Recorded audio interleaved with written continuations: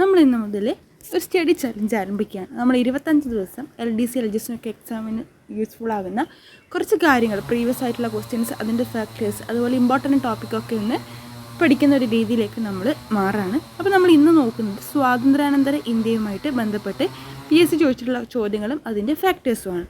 അപ്പോൾ നിങ്ങൾക്ക് ഈ വീഡിയോ ഇഷ്ടപ്പെട്ട ലൈക്ക് ചെയ്യുക, കമൻറ്റ് ചെയ്യുക, ഷെയർ ചെയ്യുക. അപ്പോൾ നമുക്ക് ക്ലാസ് ആരംഭിക്കാം.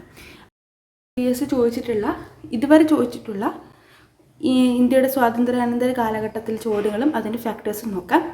First question, India wins freedom എന്ന ഗ്രന്ഥം രചിച്ചത് ആരാണ്? ഇന്ത്യ വിൻസ് ഫ്രീഡം എന്ന ഗ്രന്ഥം രചിച്ചത് ആരാണ്? മൗലാന അബ്ദുൽ കലാം ആസാദാണ്. അപ്പോൾ wins freedom, India wins freedom എന്ന ഗ്രന്ഥം രചിച്ചത് ആരാണ്? മൗലാന അബ്ദുൽ കലാം ആസാദാണ്. ഇനി നമ്മൾക്ക് മൗലാന അബ്ദുൽ കലാം ആസാദുമായി ബന്ധപ്പെട്ട ഒരു ക്വസ്റ്റ്യൻ കൂടി നോക്കാം. അതിനൊരു ഫാക്ടേഴ്സായിട്ട് നോക്കാം. സ്വതന്ത്ര ഇന്ത്യയുടെ ആദ്യത്തെ വിദ്യാഭ്യാസ മന്ത്രി ആരാണ്?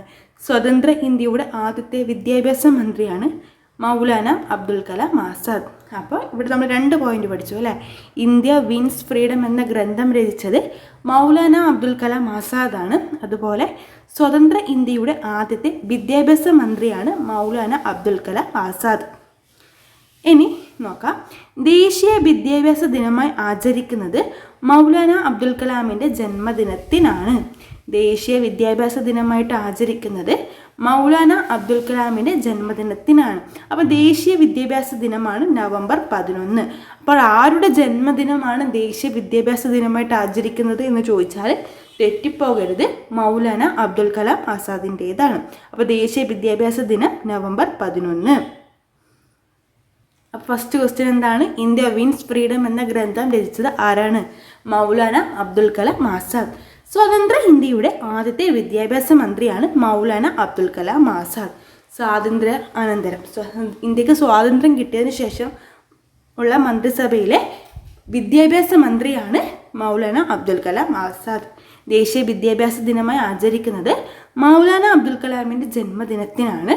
ദേശീയ വിദ്യാഭ്യാസ ദിനമാണ് നവംബർ 11. അപ്പോൾ എല്ലാവർക്കും ഇത് ക്ലിയർ ആയല്ലോ. നെക്സ്റ്റ് ക്വസ്റ്റ്യൻ നോക്കാം. ഇന്ത്യക്ക് സ്വാതന്ത്ര്യം നൽകിയ ബ്രിട്ടീഷ് പ്രധാനമന്ത്രി ആരാണ്? ഇന്ത്യക്ക് സ്വാതന്ത്ര്യം നൽകിയ ബ്രിട്ടീഷ് പ്രധാനമന്ത്രി ആരായിരുന്നു? ക്ലെമന്റ് ആറ്റ്ലി ആയിരുന്നു. ഇന്ത്യക്ക് സ്വാതന്ത്ര്യം നൽകിയ ബ്രിട്ടീഷ് പ്രധാനമന്ത്രി Clement Attlee. Indian independence act പ്രകാരം 1947 ഓഗസ്റ്റ് 15 വെള്ളിയാഴ്ചയാണ് ഇന്ത്യക്ക് സ്വാതന്ത്ര്യം ലഭിച്ചത്. അപ്പോൾ ഇന്ത്യക്ക് സ്വാതന്ത്ര്യം നൽകിയ ബ്രിട്ടീഷ് പ്രധാനമന്ത്രിയാണ് ക്ലെമന്റ് ആറ്റ്ലി. ഇന്ത്യക്ക് സ്വാതന്ത്ര്യം ലഭിക്കാനുണ്ടായ ആക്ട് ഏതാണ്? ഇന്ത്യൻ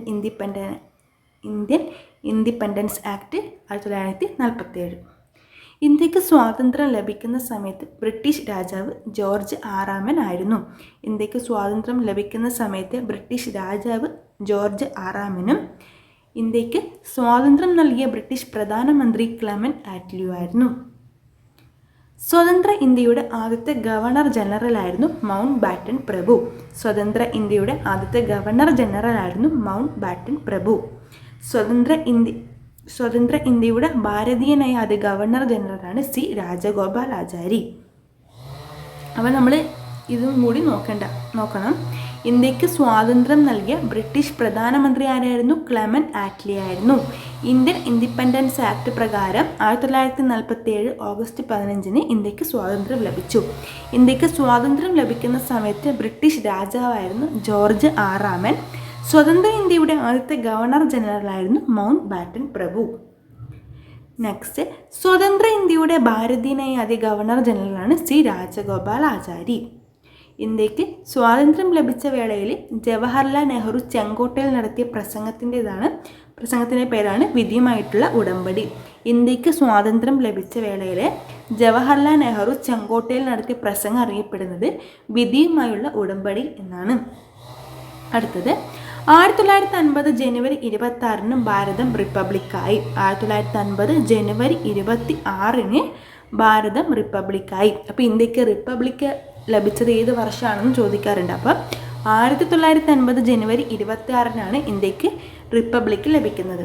അപ്പോൾ ഇന്ത്യ റിപ്പബ്ലിക് ആയതോടെ ഗവർണർ ജനറൽ എന്ന പദവി നിർത്തലാക്കിയിട്ട് രാഷ്ട്രപതി എന്ന പദവി നിലവിൽ വന്നു. അപ്പോൾ 1950 ജനുവരി 26 ഇന്ത്യ റിപ്പബ്ലിക് ആയതോടുകൂടി ഗവർണർ ജനറൽ എന്ന പദവി എന്തായി, ഇല്ലാണ്ടായി. അതിന് പകരം രാഷ്ട്രപതി എന്ന പദവി നിലവിൽ വരികയും ചെയ്തു. അപ്പോൾ ഡോക്ടർ രാജേന്ദ്ര പ്രസാദ് ഇന്ത്യയുടെ പ്രഥമ പ്രധാനമന്ത്രിയായിട്ട് സ്ഥാനേറ്റത് 1950 ജനുവരി 26 അപ്പോൾ അത് ക്ലിയർ ആയല്ലോ. നെക്സ്റ്റ്, ഇന്ത്യയിൽ ബ്രിട്ടീഷ് സാമ്രാജ്യത്തിന് അടിത്തറ പാകിയ യുദ്ധം ഏതായിരുന്നു? ഇന്ത്യയിൽ ബ്രിട്ടീഷ് സാമ്രാജ്യത്തിന് അടിത്തറ പാകിയ യുദ്ധം ഏതായിരുന്നു? പ്ലാസി യുദ്ധമായിരുന്നു. ഇന്ത്യയിൽ ബ്രിട്ടീഷ് സാമ്രാജ്യത്തിന് അടിത്തറ പാകിയ യുദ്ധം പ്ലാസി യുദ്ധമായിരുന്നു. 1757 പ്ലാസി യുദ്ധം നടന്നത്. പ്ലാസി യുദ്ധമായിരുന്നു ഇന്ത്യയിലെ ബ്രിട്ടീഷ് സാമ്രാജ്യത്തിന് അടിത്തറ പാകിയ യുദ്ധം. ബംഗാളിലെ നവാബായ സിറാജുദ്ദൗളയും ബ്രിട്ടീഷുകാരും തമ്മിലായിരുന്നു പ്ലാസി യുദ്ധം നടന്നത്. ബംഗാളിലെ നവാബായ സിറാജുദ്ദൗളയും ബ്രിട്ടീഷുകാരും തമ്മിലായിരുന്നു പ്ലാസി യുദ്ധം നടന്നത്. പ്ലാസി യുദ്ധത്തിൽ ബ്രിട്ടീഷ് സൈന്യത്തെ നയിച്ചത് റോബർട്ട് ക്ലൈവ് ആയിരുന്നു.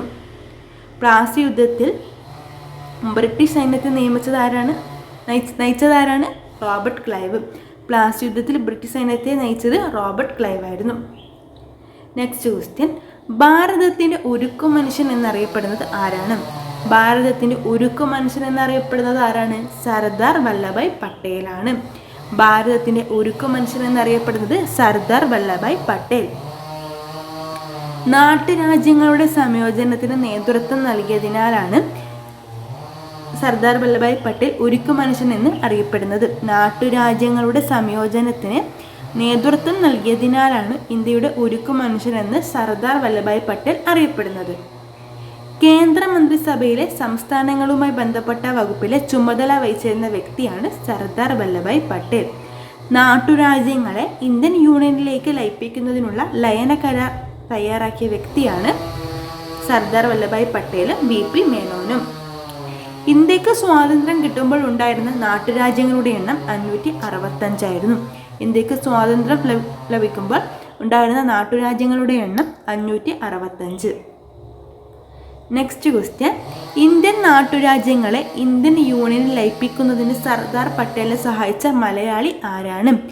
ഇന്ത്യൻ നാട്ടുരാജ്യങ്ങളെ ഇന്ത്യൻ യൂണിയനിൽ ലയിപ്പിക്കുന്നതിന് സർദാർ പട്ടേലിനെ സഹായിച്ച മലയാളി ആരാണ്? VP മേനോൻ. ഇന്ത്യൻ നാട്ടുരാജ്യങ്ങളെ ഇന്ത്യൻ യൂണിയനിൽ ലയിപ്പിക്കുന്നതിന് സർദാർ പട്ടേലിനെ സഹായിച്ച മലയാളിയാണ് VP മേനോൻ. സർദാർ പട്ടേലിനും ജവഹർലാൽ നെഹ്റുവിനൊപ്പം നാട്ടുരാജ്യങ്ങളുടെ സംയോജനത്തിൽ പ്രധാന പങ്കുവഹിച്ച വ്യക്തിയാണ് VP മേനോൻ. സർദാർ പട്ടേലിനും നെഹ്റുവിനുമൊപ്പം നാട്ടുരാജ്യങ്ങളുടെ സംയോജനത്തിൽ പ്രധാന പങ്കുവഹിച്ച വ്യക്തിയാണ് VP Menon. Integration of Indian states, the transformer of power in India എന്നിവ VP മേനോൻ്റെ പ്രധാന കൃതികളാണ്. അപ്പോൾ ഇൻ്റഗ്രേഷൻ ഓഫ് ഇന്ത്യൻ സ്റ്റേറ്റും the transfer of power in ഇന്ത്യയും ആരുടെ കൃതിയാണെന്നും PSC ചോദിക്കാറുണ്ടായിരുന്നതാണ്. VP മേനോൻ്റെ കൃതികളാണ്. ഇത് ഇൻ്റഗ്രേഷൻ ഓഫ് ഇന്ത്യൻ സ്റ്റേറ്റ്സിൻ്റെ ഗ്രന്ഥകർത്താവ് ആരാണെന്ന് കഴിഞ്ഞ ഒരു എക്സാമിന് വരെ PSC ചോദിച്ചിട്ടുണ്ടായിരുന്നു. അപ്പോൾ ഇൻ്റഗ്രേഷൻ ഓഫ് ഇന്ത്യൻ സ്റ്റേറ്റ്സും the transfer of power in ഇന്ത്യയും VP മേനോൻ്റെ പ്രധാന കൃതികളാണ്. നെക്സ്റ്റ്, ഭാഷാടിസ്ഥാനത്തിൽ സംസ്ഥാനങ്ങളെ രൂപീകരിക്കുന്നത് ശുപാർശ ചെയ്ത കമ്മീഷൻ ഏതായിരുന്നു? ഭാഷ അടിസ്ഥാനത്തിലെ സംസ്ഥാനങ്ങളെ രൂപീകരിക്കുന്നതിന് ശുപാർശ ചെയ്ത കമ്മീഷനായിരുന്നു ഫസൽ അലി കമ്മീഷൻ. എന്താണ് ഫസൽ അലി കമ്മീഷൻ? ഭാഷാടിസ്ഥാനത്തിൽ സംസ്ഥാനങ്ങളെ രൂപീകരിക്കുന്നത് ശുപാർശ ചെയ്ത കമ്മീഷനാണ് ഫസൽ അലി കമ്മീഷൻ. സംസ്ഥാന പുനർസംഘടനാ കമ്മീഷനെ നിയമിച്ച വർഷം 1953. സംസ്ഥാന പുനർസംഘടനാ കമ്മീഷനെ നിയമിച്ച വർഷം 1953. ഭാഷാടിസ്ഥാനത്തിൽ സംസ്ഥാന കോൺഗ്രസ് കമ്മിറ്റികൾ രൂപീകരിക്കുക എന്ന് തീരുമാനിച്ച കോൺഗ്രസ് സമ്മേളനം നടന്നത് 1920 നാഗ്പൂർ സമ്മേളനത്തിലാണ്. ഭാഷാടിസ്ഥാനത്തിൽ സംസ്ഥാന കോൺഗ്രസ് കമ്മിറ്റികൾ രൂപീകരിക്കുക എന്ന് തീരുമാനിച്ച കോൺഗ്രസ് സമ്മേളനം നടന്നത് 1920 നാഗ്പൂർ സമ്മേളനത്തിലാണ്. ഇന്ത്യയിലെ ആദ്യത്തെ linguistic province commission justice there commission സ്ഥാപിതമായത് 1948. അപ്പോൾ എന്താ ക്വസ്റ്റ്യൻ? ഭാഷാ അടിസ്ഥാനത്തിൽ സംസ്ഥാനങ്ങളെ രൂപീകരിക്കുന്നതിൽ ശുപാർശ ചെയ്ത കമ്മീഷനാണ് ഫസൽ അലി കമ്മീഷൻ. സംസ്ഥാന പുനഃസംഘടന കമ്മീഷൻ നിയമിച്ചത് 1953 ഭാഷാടിസ്ഥാനത്തിൽ സംസ്ഥാന കോൺഗ്രസ് കമ്മിറ്റികൾ രൂപീകരിക്കുക എന്ന് തീരുമാനിച്ച കോൺഗ്രസ് സമ്മേളനം 1920 നാഗ്പൂർ സമ്മേളനമാണ്. ഇന്ത്യയിലെ ആദ്യത്തെ ലിംഗ്വിസ്റ്റിക് പ്രൊവിൻസ് കമ്മീഷനാണ് ജസ്റ്റിസ് ദർഗ് കമ്മീഷൻ 1948. ആദ്യത്തെ linguistic province commission justice Dar കമ്മീഷനാണ്. 1948 ജസ്റ്റിസ് ദർഗ് കമ്മീഷൻ രൂപം കൊണ്ടത്. അടുത്തത് ദർഗ് കമ്മീഷൻ ശുപാർശകളെക്കുറിച്ച് പഠിക്കാൻ നിയമിതയായ കമ്മീഷനാണ് JVBP കമ്മിറ്റി. JVBP കമ്മിറ്റി എന്താണ്? ദർഗ് കമ്മീഷൻ ശുപാർശകളെക്കുറിച്ച് പഠിക്കാൻ നിയമിതയായ കമ്മിറ്റിയാണ് JVBP കമ്മിറ്റി. അടുത്തത് സംസ്ഥാന പുനർസംഘടനാ കമ്മീഷനിലെ മറ്റ് അംഗങ്ങളായിരുന്നു സർദാർ KM പണിക്കറും HN ഗുൻസ്രു. സംസ്ഥാന പുനർസംഘടനാ കമ്മീഷനിലെ മറ്റ് അംഗങ്ങൾ ആരൊക്കെയായിരുന്നു? സർദാർ KM പണിക്കറും HN ഗുൻസ്രു. ഇന്ത്യൻ സംസ്ഥാന പുനർസംഘടനാ നിയമം പാർലമെൻറ്റ് പാസ്സാക്കിയത് 1986. ഇന്ത്യൻ സംസ്ഥാന പുനർസംഘടനാ നിയമം പാർലമെൻറ്റ് പാസ്സാക്കിയത് 1956. അപ്പോൾ ഈ 1956 ഇന്ത്യൻ സംസ്ഥാന പുനർസംഘടനാ നിയമപ്രകാരം ഇന്ത്യയിൽ 14 സംസ്ഥാനങ്ങളും 6 കേന്ദ്രഭരണ പ്രദേശങ്ങളായിരുന്നു ഉണ്ടായിരുന്നത്. 1956 ഇന്ത്യൻ സംസ്ഥാന പുനർസംഘടനാ നിയമപ്രകാരം രൂപം കൊള്ളുമ്പോൾ ഇന്ത്യയിൽ 14 സംസ്ഥാനങ്ങളും 6 കേന്ദ്രഭരണ പ്രദേശങ്ങളായിരുന്നു ഉണ്ടായിരുന്നത്. എന്നാൽ നിലവിൽ ഇപ്പോൾ 28 സംസ്ഥാനങ്ങളും 8 കേന്ദ്രഭരണ പ്രദേശങ്ങളാണ് ഉള്ളത്. 1956 ഇന്ത്യൻ സംസ്ഥാന പുനർസംഘടനാ നിയമപ്രകാരം ഇന്ത്യയിൽ സംസ്ഥാനങ്ങൾ രൂപപ്പെടുമ്പോൾ 14 സംസ്ഥാനങ്ങളും 6 കേന്ദ്രഭരണ പ്രദേശങ്ങളാണ് ഉണ്ടായിരുന്നത്. ഇപ്പോൾ നിലവിൽ 28 സംസ്ഥാനങ്ങളും 8 കേന്ദ്രഭരണ പ്രദേശങ്ങളും ഉണ്ട്. അടുത്തത് സ്വാതന്ത്ര്യാനന്തര ഇന്ത്യയിൽ താഴെ നൽകിയിരിക്കുന്ന ഏതൊക്കെ പ്രദേശങ്ങളാണ് ഫ്രാൻസിൻ്റെ അധീനതയിൽ ഉണ്ടായിരുന്നത്? ഏതൊക്കെയാണ്? പോണ്ടിച്ചേരി, യാനം, കാരക്കൽ. സ്വാതന്ത്ര്യാനന്തരം ഇന്ത്യയിൽ താഴെ നൽകിയിരിക്കുന്ന ഏതൊക്കെ പ്രദേശങ്ങളാണ് ഫ്രാൻസിൻ്റെ അധീനതയിൽ ഉണ്ടായിരുന്നത്? പോണ്ടിച്ചേരി, യാനം, കാരക്കൽ എന്നിവയാണ്. ഏറ്റവും ഒടുവിൽ ഇന്ത്യയോട് ചേർക്കപ്പെട്ട യൂറോപ്യൻ കോളനിയാണ് ഗോവ. ഏറ്റവും ഒടുവിൽ ഇന്ത്യയോട് ചേർക്കപ്പെട്ട യൂറോപ്യൻ കോളനി ഏതായിരുന്നു? ഗോവയായിരുന്നു. 1961 ഡിസംബർ 19 ഗോവ, ദാമൻ, ദിയു എന്നിവ പോർച്ചുഗീസ് അധീനതയിൽ ഉണ്ടായിരുന്ന ഇന്ത്യൻ പ്രദേശങ്ങൾ ഓപ്പറേഷൻ വിജയ് എന്ന സൈനിക നടപടിയിലൂടെ ഇന്ത്യയുടെ ഭാഗമാക്കി. 1961 ഡിസംബർ 19 ഗോവ, ദാമൻ, ദിയു എന്നിവ പോർച്ചുഗീസ് അധീനതയിലാണ് ഉണ്ടായിരുന്നത്. ഇത് ഓപ്പറേഷൻ വിജയ് എന്ന സൈനിക നടപടിയിലൂടെ ഇന്ത്യയുടെ ഭാഗമാക്കി. അപ്പോൾ ഗോവയെ പോർച്ചുഗീസ് അധീനതയിൽ നിന്ന് ഇന്ത്യൻ യൂണിയനിലേക്ക് ഉൾപ്പെടുത്താൻ വേണ്ടി നടത്തിയ ഓപ്പറേഷൻ്റെ പേരാണ് ഓപ്പറേഷൻ വിജയ്.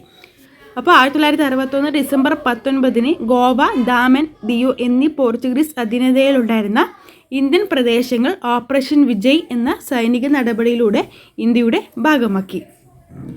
ഗോവ വിമോചന സമയത്തെ പ്രതിരോധ മന്ത്രിയായിരുന്നു VK കൃഷ്ണമേനോൻ. ഗോവ വിമോചന സമയത്തെ പ്രതിരോധ മന്ത്രി ആരായിരുന്നു? VK കൃഷ്ണമേനോനാണ്. ഗോവ വിമോചനത്തെ പോലീസ് ആക്ഷൻ എന്ന് വിശേഷിപ്പിച്ചത് VK കൃഷ്ണമേനോനാണ്. ക്ലിയർ ആയല്ലോ? നെക്സ്റ്റ്, സ്വതന്ത്ര ഭാരത സർക്കാർ ആദ്യമായി നിയമിച്ച ഉന്നത വിദ്യാഭ്യാസ കമ്മീഷൻ ഏതാണ്? സ്വതന്ത്ര ഭാരത സർക്കാർ ആദ്യമായി നിയമിച്ച ഉന്നത വിദ്യാഭ്യാസ കമ്മീഷനാണ് doctor Radhakrishnan commission. Doctor Radhakrishnan commission മുന്നോട്ട് വെച്ച കമ്മീഷൻ്റെ ശുപാർശകളായിരുന്നു: തൊഴിലധിഷ്ഠിത വിദ്യാഭ്യാസ സ്ഥാപനങ്ങൾ തുടങ്ങുക, സ്ത്രീ വിദ്യാഭ്യാസത്തിന് പ്രാധാന്യം നൽകണം, UGCയുടെ രൂപീകരണം. സ്വതന്ത്ര ഭാരത സർക്കാർ ആദ്യമായി നിയമിച്ച ഉന്നത വിദ്യാഭ്യാസ കമ്മീഷനായിരുന്നു ഡോക്ടർ രാധാകൃഷ്ണൻ കമ്മീഷൻ. ഇന്ത്യൻ വിദ്യാഭ്യാസത്തെക്കുറിച്ച് പഠിക്കുന്നതിനും ശുപാർശ സമർപ്പിക്കുന്നതിനുമായി രൂപീകരിച്ച മറ്റ് കമ്മീഷനുകളാണ്: സെക്കൻഡറി വിദ്യാഭ്യാസ മേഖലയെക്കുറിച്ചുള്ള പഠനം ഡോക്ടർ ലക്ഷ്മണസ്വാമി മുതലിയാർ കമ്മീഷൻ 1952.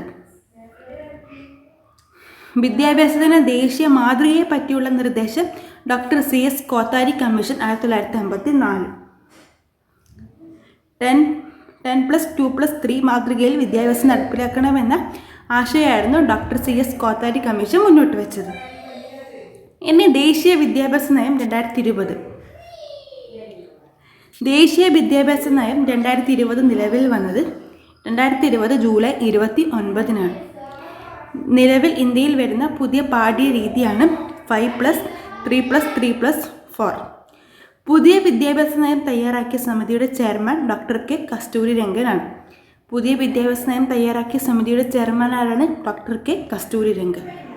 അടുത്തത് ഇന്ത്യയിലെ ആദ്യത്തെ വിദ്യാഭ്യാസ കമ്മീഷൻ ആര്? ഇന്ത്യയിലെ ആദ്യത്തെ വിദ്യാഭ്യാസ കമ്മീഷൻ ഏതാണ്? ഹണ്ടർ കമ്മീഷനാണ്. 1852 ഹണ്ടർ കമ്മീഷനെ നിയമിച്ചത് റിപ്പൺ പ്രഭു. തെലുങ്ക് സംസാരിക്കുന്നവർക്ക് ആന്ധ്ര സംസ്ഥാനം രൂപീകരിക്കുക എന്നത് ആവശ്യമായി നിരാഹാര സമരം നടത്തിയ സ്വാതന്ത്ര്യ സമര സേനാനിയായിരുന്നു പോറ്റി ശ്രീരാമലു. ഇന്ത്യയിലെ ആദ്യത്തെ സംസ്ഥാനമാണ് ആന്ധ്ര സംസ്ഥാനം. 1953 ഒക്ടോബർ 1. തെലുങ്ക് സംസാരിക്കുന്നവർക്ക് ആന്ധ്ര സംസ്ഥാനം രൂപീകരിക്കുക എന്ന ആവശ്യവുമായി നിരാഹാര സമരം നടത്തിയ സ്വാതന്ത്ര്യ സമര സേനാനി പോറ്റി ശ്രീരാമലു. ഇന്ത്യയിൽ ആദ്യത്തെ സംസ്ഥാനം ഏതാണ്? ആന്ധ്ര സംസ്ഥാനം. ആന്ധ്ര സംസ്ഥാനം നിലവിൽ വന്നത് 1953 ഒക്ടോബർ 1. ഹൈദരാബാദിനെ ഇന്ത്യൻ യൂണിയനിൽ ലയിപ്പിച്ച സൈനിക നടപടിയുടെ പേരെന്താണ്? ഹൈദരാബാദിനെ ഇന്ത്യൻ യൂണിയനിൽ ലയിപ്പിച്ച സൈനിക നടപടിയുടെ പേര് ഓപ്പറേഷൻ പോളോ. 1948. സ്വാതന്ത്ര്യാനന്തരം ഇന്ത്യയിൽ ശാസ്ത്ര വിദ്യാഭ്യാസ സാങ്കേതിക മേഖലയിൽ പുരോഗതി ഉണ്ടായിട്ടുണ്ട്. ഇത് പ്രകാരം 1962 ജവഹർലാൽ നെഹ്റുവിനെയും വിക്രം സാരാഭായിയും ശ്രമഫലമായിട്ട് ഇന്ത്യൻ ദേശീയ ബഹിരാകാശ ഗവേഷണ സമിതി ISRO രൂപീകൃതമായി. ഇന്ത്യൻ ബഹിരാകാശ ഗവേഷണ സംഘടനയായി ISRO രൂപീകൃതമായ വർഷം 1969. ISROയുടെ ആസ്ഥാനം ബംഗളൂരു. ഇന്ത്യയിലെ ആദ്യത്തെ റോക്കറ്റ് വിക്ഷേപണ കേന്ദ്രം തുമ്പ. ഇന്ത്യയിലെ ആദ്യത്തെ റോക്കറ്റ് വിക്ഷേപണ കേന്ദ്രം തുമ്പ. ഇന്ത്യയുടെ ആദ്യത്തെ കൃത്രിമ ഉപഗ്രഹം ആര്യഭട്ട. ഇന്ത്യയിൽ നിന്ന് വിക്ഷേപിച്ച ആദ്യത്തെ കൃത്രിമ ഉപഗ്രഹം രോഹിണി 1980. ഇന്ത്യയുടെ ആദ്യത്തെ വാർത്താവിനിമയ ഉപഗ്രഹം ആപ്പിൾ. സ്വതന്ത്ര ഇന്ത്യയിൽ ആദ്യമായിട്ട് പൊതു തിരഞ്ഞെടുപ്പ് നടന്നത് എപ്പോഴാണ്? 1951 ഒക്ടോബർ 25 മുതൽ 1952 ഫെബ്രുവരി 21 വരെ. ആദ്യ തിരഞ്ഞെടുപ്പ് നടന്ന സംസ്ഥാനം ഹിമാചൽ പ്രദേശ്. ചിനി. സ്വതന്ത്ര ഇന്ത്യയിലെ ആദ്യത്തെ വോട്ടർ ശ്യാം ശരൺ നേഗി. സ്വതന്ത്ര ഇന്ത്യയിലെ ആദ്യ വോട്ടർ ശ്യാം ശരൺ നേഗി. അദ്ദേഹം ഈയിടെയാണ് അന്തരിച്ചത്. അപ്പം സ്വതന്ത്ര ഇന്ത്യയിലെ ആദ്യത്തെ വോട്ടർ ആരാണ്? ശ്യാം ശരൺ നേഗി. അപ്പോൾ നമ്മൾ ഇന്നത്തെ വീഡിയോ ഇത്രയാണ് നോക്കിയത്. അപ്പോൾ നിങ്ങൾക്ക് ഈ വീഡിയോ ഇഷ്ടപ്പെട്ട് കാണുമെന്ന് വിചാരിക്കും. ഇഷ്ടപ്പെട്ട ലൈക്ക് ചെയ്യുക, കമൻറ്റ്, ഷെയർ ചെയ്യുക. Thank you.